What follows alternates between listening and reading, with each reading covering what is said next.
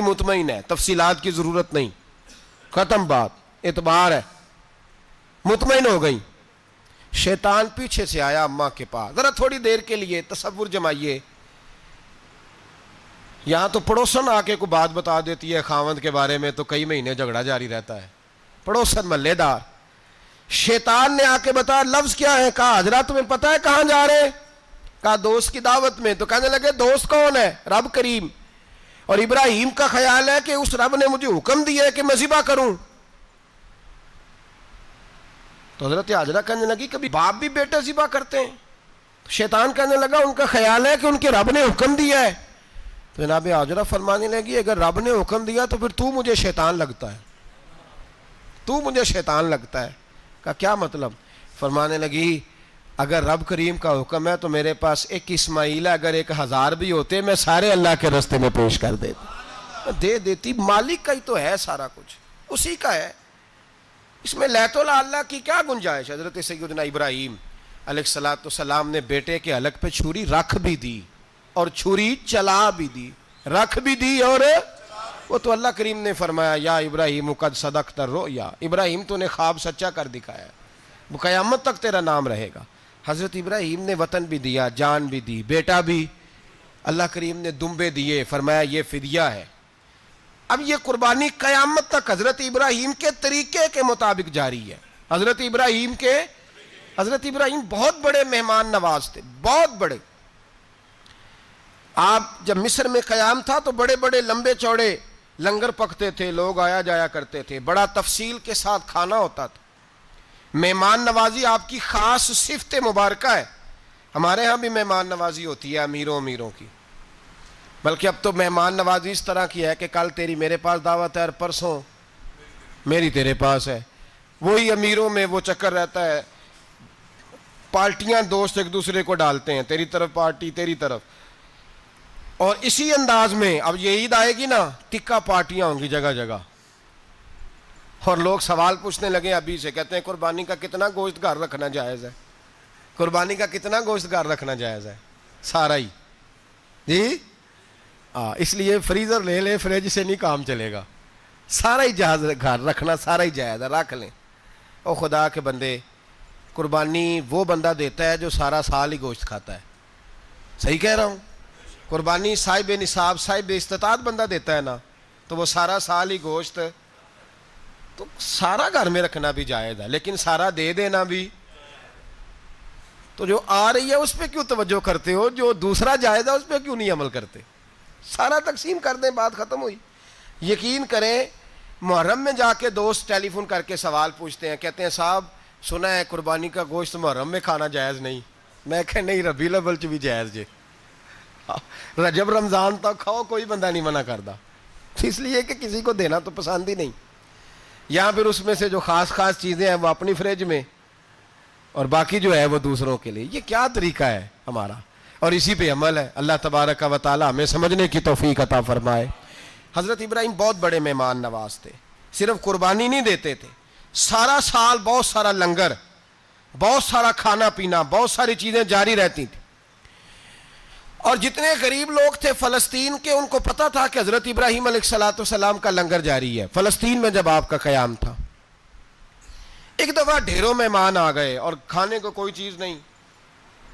حضرت سارہ اور جناب حاجرہ دونوں اس وقت موجود تھیں. وہ کہنے لگی ابراہیم بہت سارے مہمان آ گئے ہیں تو کیا کریں؟ جناب سارہ کہنے لگی کس طرح کر کے ان کی مہمان نوازی کرنی. اور حالات یہ ہیں کہ قحط پڑا ہوا ہے فلسطین میں, مصر میں, دور دراز علاقوں میں. تو حضرت ابراہیم کہنے لگے یہ اللہ کے مہمان ہیں اور ہمیں رب کریم کا بندہ سمجھ کے آ گئے ہیں, اللہ ہی بندوبست کرے گا. فرمانے لگے میرا مصر میں ایک دوست ہے, وہ قحط کے دنوں میں غلہ جمع کر لیتا ہے, میں اس کی طرف پیغام بھیجتا ہوں, مجھے امید ہے وہاں سے غلہ ملے گا. 2 3 5 اونٹ والے غلام بلائے اور ان کو کہا کہ جاؤ غلہ لے آؤ مصر کے دوست سے. وہ لوگ کہتے ہیں ہم غلہ لینے گئے, وہاں جب پہنچے تو حضرت ابراہیم خلیل اللہ علیہ السلام کا پیغام دیا تو آپ کا وہ دوست کہنے لگا غلہ تو بے شمار تھا, مجھے خبر نہیں تھی کہ حضرت ابراہیم کا پیغام آئے گا, تو میں تو سارا تقسیم کر چکا ہوں. لوگ لے گئے, اب تو کوئی شے نہیں. اب وہ خالی آ گئے 5 کے 5 اونٹ. جب خالی آئے تو حضرت ابراہیم کی حویلی کی دیواریں چھوٹی چھوٹی تھیں, ان غلاموں میں سے، خادموں میں سے، آپ کے ان چاہنے والوں میں سے ایک کہنے لگا یار وہ غریب تو انتظار کر رہے ہوں گے کہ غلہ لینے گئے ہیں، ہمیں روٹی ملے گی۔ چھوٹی چھوٹی دیواریں ہیں، وہ جب دیکھیں گے نا خالی آ گئے تو انہیں تکلیف ہوگی، اس طرح کرو بوریوں میں ریت بھر لیتے ہیں، ریت بھر کے لے جاتے ہیں، بعد میں اندر رکھ کے انہیں سمجھا بہلا لیں گے یا حضرت ابراہیم کو بتائیں گے، وہ خود ہی ان لوگوں کی دلجوئی فرمائیں گے۔ اب غلہ کی جگہ ریت بھر کے اونٹوں پہ رکھ کے لائی گئی، لا کے بوریاں جب رکھ دی گئیں، حضرت ابراہیم علیہ السلام دوپہر کے وقت آرام فرما رہے تھے، بی بی سارا اٹھی، کہتی ہیں جب میں نے دیکھا نا کہ بوریاں پہنچ گئی ہیں تو گئی، غلام کو ساتھ لیا اور اس کو جب کھولا نا تو کہتی ہے اتنی حسین گندم میں نے پہلے کبھی دیکھی نہیں تھی، اتنا پیارا دانہ میں نے کبھی ملاحظہ ہی نہیں کیا تھا۔ فرماتی ہیں جب اس کو پیس کر چکی میں روٹیاں پکائیں تو خوشبو دور دور تک پھیل گئی، اعلیٰ غذا بنی، بڑے بڑے کھانے بیویوں نے مل کے پکائے، چن دیے گئے۔ حضرت ابراہیم اٹھے تو لوگ کھانا کھا رہے، سجدہ شکر ادا کیا، اور جب سجدے میں گئے تو وحی آنے لگی، پھر رونے لگے۔ جب پلٹ کر باہر تشریف لائے تو جناب سارا کہنے لگی ابراہیم تمہارا مصری یار بڑا اچھا ہے، اس نے اتنی اعلیٰ گندم بھیجی ہے کہ اتنی تو میں نے پیاری گندم کبھی دیکھی نہیں۔ جناب ابراہیم مسکرائے، فرمانے لگی سارا یہ مصری یار نے نہیں بھیجی، یہ میرے عرشی یار نے بھیجی ہے، یہ میرے عرشی یار نے بھیجی ہے۔ بھائی مہمان نوازی مزاج تھا، ہاتھ لٹا دینا مزاج تھا، دوسروں کی اشک شوئی مزاج تھا۔ حضرت ابراہیم علیہ السلام کا طریقہ ہے قربانی، حضور نے ان کا طریقہ بیان کیا۔ اگر سال کے بعد قربانی دینا ان کا طریقہ ہے تو سارا سال غریبوں کو روٹی دینا بھی حضرت ابراہیم کا طریقہ ہے، سارا سال غریب کی نوکری کرنا یہ بھی حضرت ابراہیم کا طریقہ ہے، بھوکے کو کھانا کھلانا یہ بھی۔ میرے مصطفیٰ کریم سید عالم صلی اللہ علیہ وسلم سے صحابہ نے پوچھا حضور بہترین مسلمان کون ہے؟ بہترین مسلمان؟ تو حضور نے فرمایا جو سلام لینے میں پہل کرے اور غریب کو روٹی کھلانے میں سب سے اچھا ہو، وہ بہترین مسلمان ہے، زبردست مسلمان۔ ہمارے ہاں دعوتیں ہوتی ہیں تو امیروں کی، افطاریاں ہیں تو امیروں کی، اور میرے مصطفیٰ کریم علیہ السلام نے فرمایا بدترین دعوت ہے جس میں امیر بلائے جائے غریب نہ بلائے جائے، وہ بدترین دعوت حضرت ابراہیم کا طریقہ رہا، ساری زندگی مہمان نوازی۔ اور دوسرا ان کا مزاج تھا، اللہ سے پیار ہو گیا تھا نا، جب رب کریم سے محبت ہوتی ہے نا اور محبت کا احساس ہوتا ہے دل میں، پھر سجدے لمبے ہوتے ہیں۔ عام آدمی تو نماز بھی نہیں پڑھ سکتا، اسے خدا سے محبت ہوتی ہے وہ تہجد بھی نہیں چھوڑ سکتا۔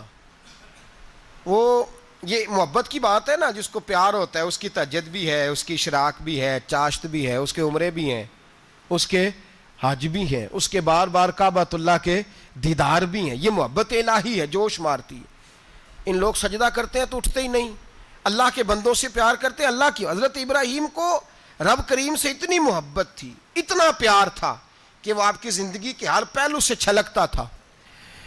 ایک وقت ایسا آیا کہ اللہ تعالیٰ نے حضرت ابراہیم کو بہت زیادہ مال عطا فرمایا، اتنے اونٹ گنے نہیں جاتے، گائیں اتنی زیادہ کہ شمار نہیں ہوتی، بکرے بکریاں اتنی زیادہ کہ شمار، بہت زیادہ مال اللہ نے عطا فرمایا۔ اور ابھی کچھ عرصہ پہلے آپ پیچھے جائیں نا تو جو لفظ مال تھا وہ روپے پہ تو بولا ہی نہیں جاتا تھا، وہ جانوروں پہ بولا جاتا تھا۔ بہت زیادہ مال اللہ نے دیا، بکریاں، گائیں، اونٹ، بیل، بڑا کچھ۔ تو رب کریم نے فرشتوں سے فرمایا کہ وَاتَّخَذَ اللَّهُ ابراہیم خلیلا، ابراہیم میرا دوست ہے۔ تو فرشتے کہنے لگے یا اللہ جسے اتنا کچھ دیا جائے اس نے دوست تو بننا ہی ہوتا ہے، تو نوازا ہی بڑا ہے، اتنا مال، اتنے کھیت کھلیان، اتنا کچھ۔ اللہ کریم نے فرمایا جاؤ آزمائش کر لو، امتحان لے لو۔ فرشتہ امتحان لینے پہنچ گیا۔